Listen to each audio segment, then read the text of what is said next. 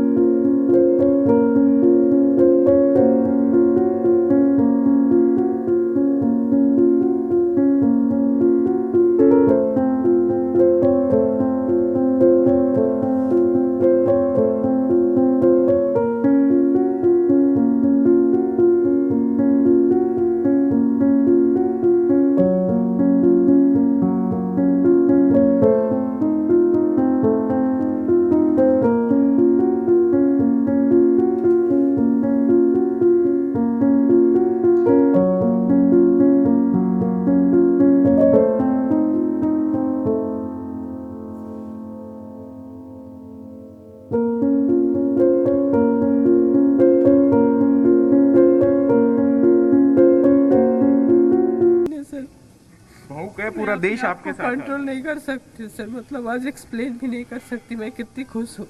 ये जो संघर्ष आपने किया, क्या कहें कि उसका परिणाम आज मिला? आज बहुत बड़ा परिणाम मिला मुझे। Success is when you. Zee media से बात करते हुए शोएब ने बताया कि कैसे कोरोना वबा के दौरान जब हर कोई घबरा रहा था तो उन्होंने घर न जाने का फैसला किया और कोटा में ही रहकर इम्तिहान की तैयारी करते रहे। और जैसे कोई भी आपको प्रॉब्लम्स आए तो आपको उसे फेस करना चाहिए, उससे दूर भागने से कुछ नहीं होगा।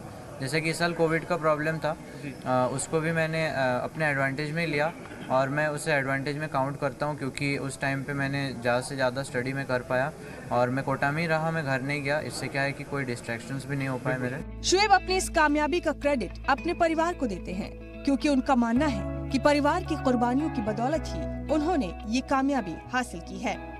हाँ, जैसा कि मेरे पापा को अकेले रहना पड़ता था उड़ीसा राउरकेला में, और मेरी मम्मी और मेरी बहन मेरे साथ थी। और जैसा कि उनके जो सोशल लाइफ को उनको सैक्रिफाइस करना पड़ा, इसके लिए मैं उनको थैंक्स कहना चाहूँगा।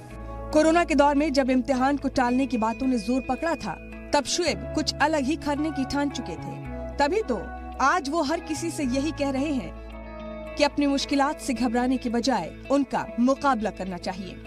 रेकमेंड करूँगा कि आप अपने गोल्स को लेके सीरियस रहें और अपने पास से डेविएट ना हो और अपने जो आपका जो पाथ है उस पर फोकस्ड रहे। शोएब की कामयाबी एक मिसाल है जो साबित करती है कि मकसद कितना भी मुश्किल हो लेकिन एक ईमानदार कोशिश से उसे हासिल किया जा सकता है। ब्यूरो रिपोर्ट, जी मीडिया।